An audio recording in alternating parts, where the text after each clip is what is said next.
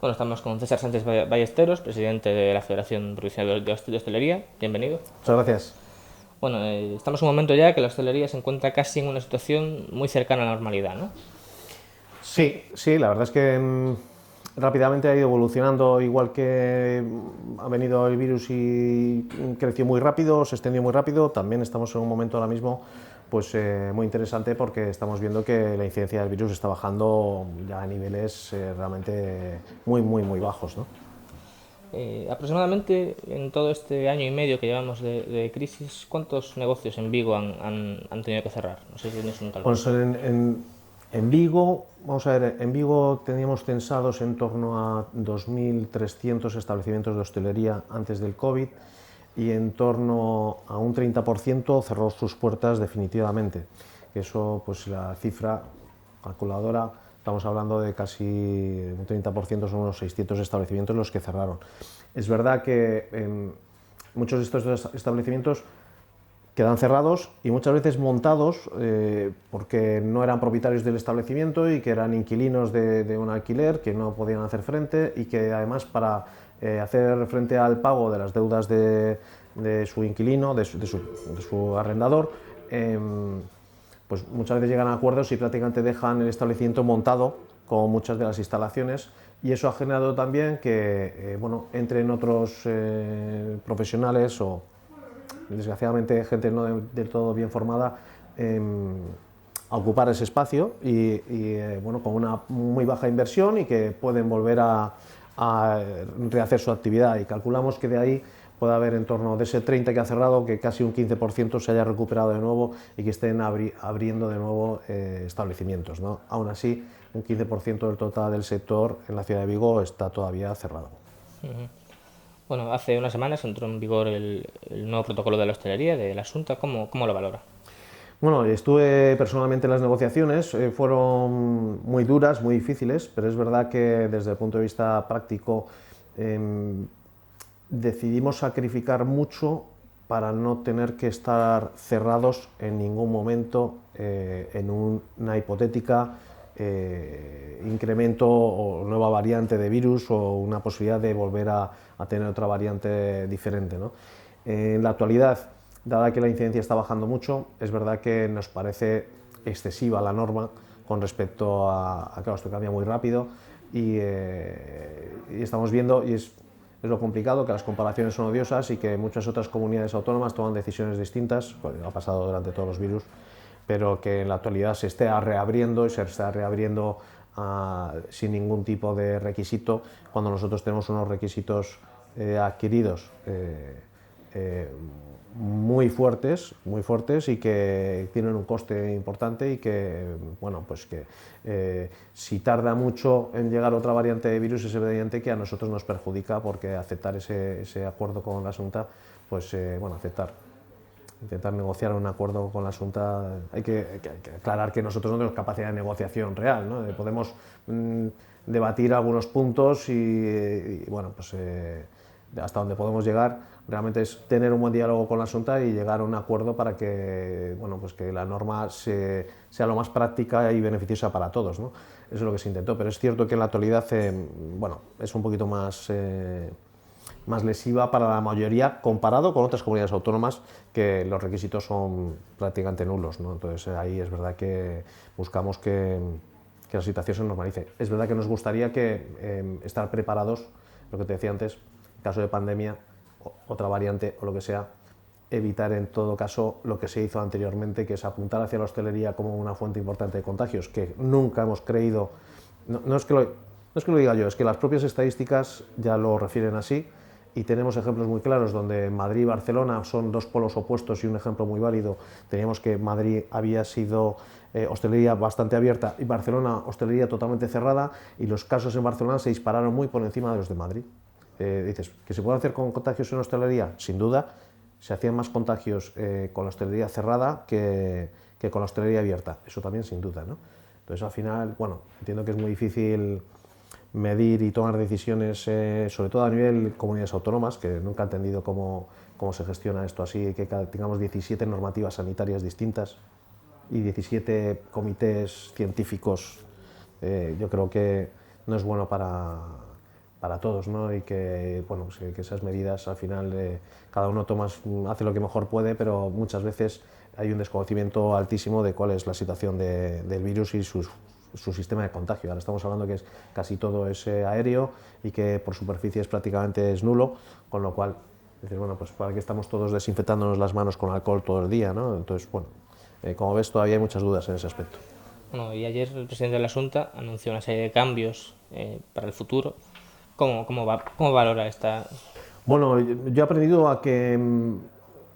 las declaraciones luego hay que transponerlas en un documento y ese documento se llama el DOGA y hasta que no salga el DOGA prefiero normalmente no decidirme mucho porque estás hablando de oídas de lo que ha dicho y al final hay que ver cómo se refleja esto en una normativa legal y que efectivamente que si haya una reapertura del sector en general y estamos viendo cómo otros sectores se están abriendo mucho, pero a mí me parece un poco raro que, no sé, que podamos ir a un campo de fútbol casi en su totalidad, que llevemos mascarilla y que en un establecimiento de hostelería podamos tener, pues creo que son 6 comensales, 8 comensales y más no. Y, bueno, ¿qué riesgo hay en que haya 8 o 10 o 12? Realmente yo sinceramente no veo grandes diferencias en cuanto a que haya 8 personas o 12. Que se pueden contagiar 8 en vez de 12. En la actualidad esto no va a acontecer, ¿no? Entonces, bueno, pues que yo creo que en su momento creo que lo más interesante es que se vayan flexibilizando las normativas que apuntan hacia la hostelería como fuente de transmisión de contagio, ¿no? Bueno, estamos ya en el mes de octubre, la Navidad está a 50 días vista. ¿Esperan poder remontar el año con esta campaña? Bueno, remontar el año no.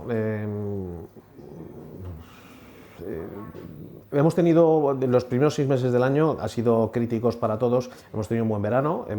muchos establecimientos han podido compensar parte bueno, del ejercicio, pero es muy pocos serán los que pueden llegar a positivo al final de este año. Es verdad que tenemos muchas expectativas y seguimos expectativas muy claras, y en Vigo principalmente, con el tema de la iluminación, que ya antes de tiempos de COVID ya fue un referente y que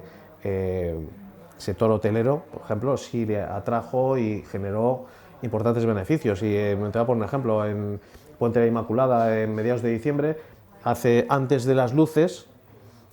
Vigo se quedaba vacío, los hoteles quedaban vacíos y prácticamente no había ocupación, es decir, no había turistas en la ciudad de Vigo para nada y de hecho pues muchos vigueses irían el puente pues, a otras zonas, ¿no?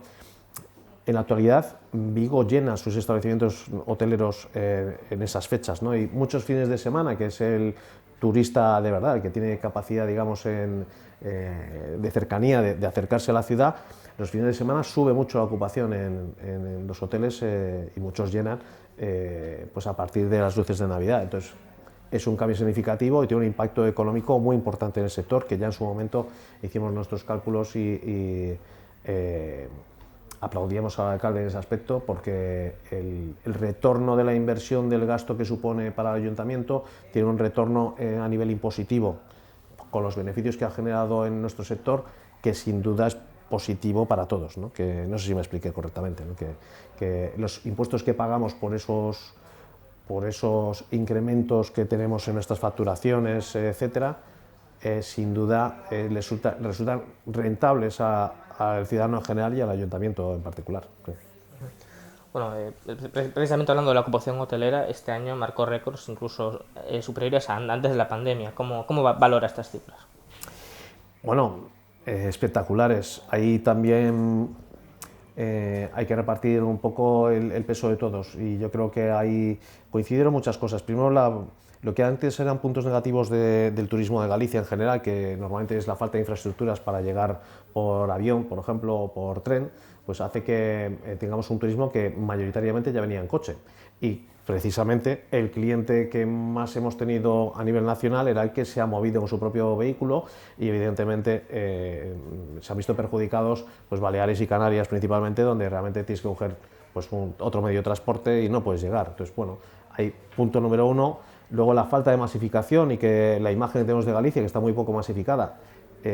gran desconocido en general, me refiero a nivel global, es que tenemos unas playas maravillosas con muy poca densidad de personas y esto lo comparas con otros destinos tipo Alicante, Altea, no sé qué, hay zonas con mucha masificación, con playas muy, bueno, Benidorm, esas imágenes, ¿no?, de que no tienes dónde poner la sombrilla, todo eso claramente nos identifica y nos ha beneficiado mucho, porque el cliente nacional ha decidido que no solo Galicia, el noroeste peninsular, de la zona verde, ¿no?, de la cornisa cantábrica, ha sido un gran beneficiado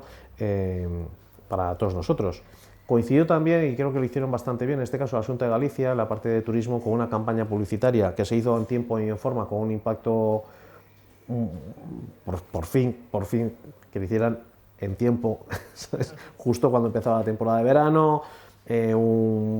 una campaña publicitaria muy bonita, se aplicó en los medios en máxima audiencia, o sea, creo que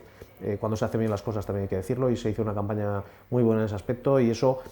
quieres o no, transmite y queda en la memoria colectiva. Y luego, cuando dices el destino, que es lo más importante, es decir, vamos a Canarias, ¿no?, a Galicia, y eso creo que sí fue un referente importante, ¿no? Por supuesto, pero nuestros iconos, las Islas Cíes, y Vigo tiene mucho que ofrecer a nivel de hostelería y bueno, pues bueno, a nivel paisajístico, natural, gastronómico, ahí tenemos mucho, ¿no?, de lo que poder hablar, pero que todos estos son puntos que lo añades, haces un cóctel, y al final lo que tenemos son récords,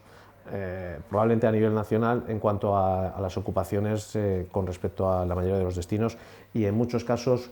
incluso cifras superiores a las del 2019 previas al COVID. Bueno, recientemente en verano se aprobó una campaña de una ordenanza de terrazas en la que ustedes estuvieron presentes en las negociaciones,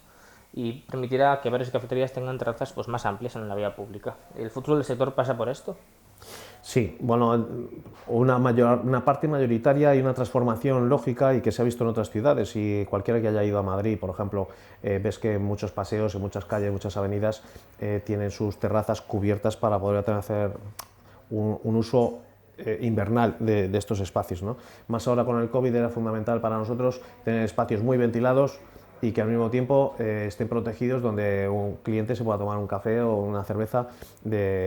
sin quedarse helado. Y aquí hay que recordar que la meteorología no es la de Madrid, y que hay mucha humedad, mucha agua, y que es necesario tener estos espacios,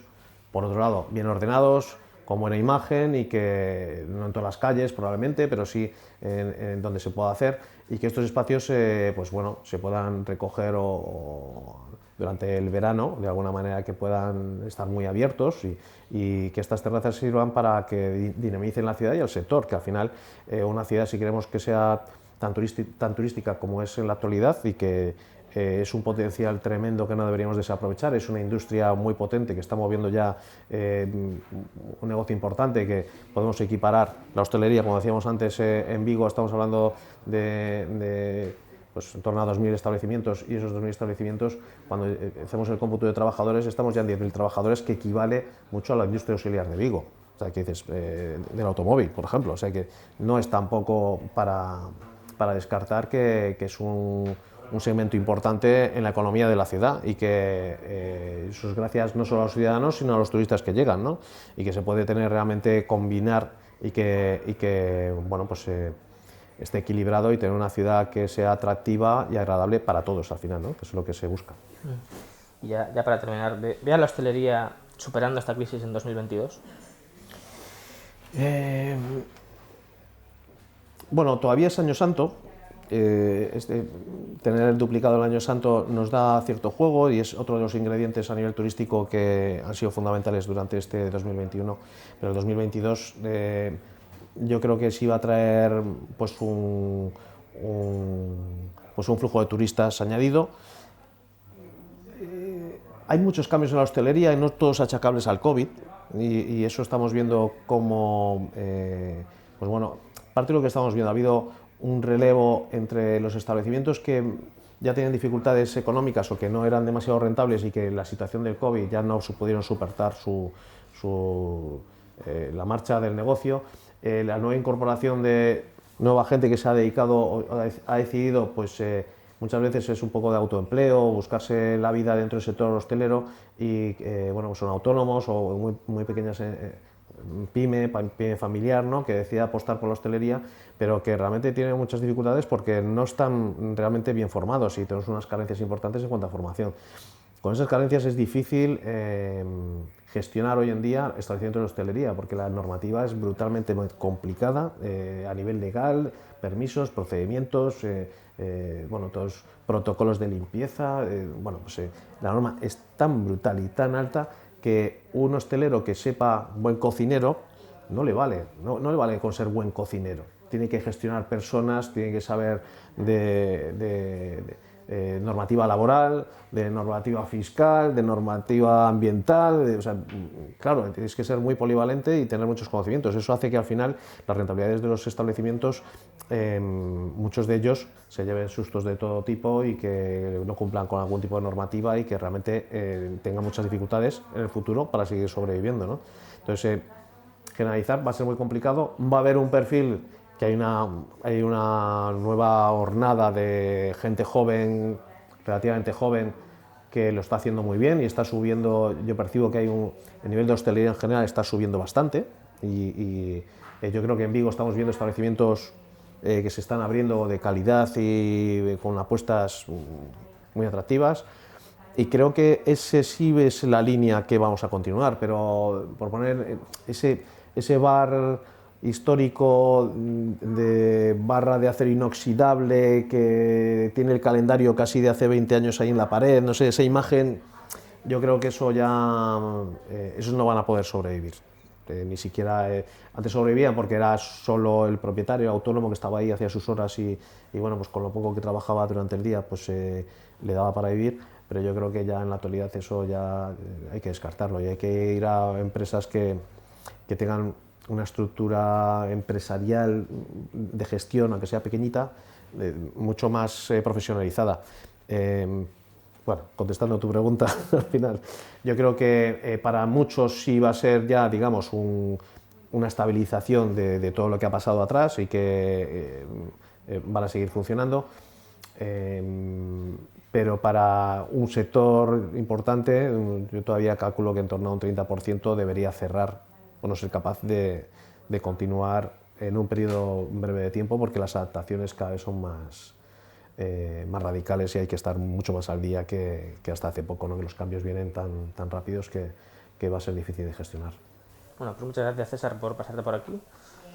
y nada. Muchas gracias a vosotros.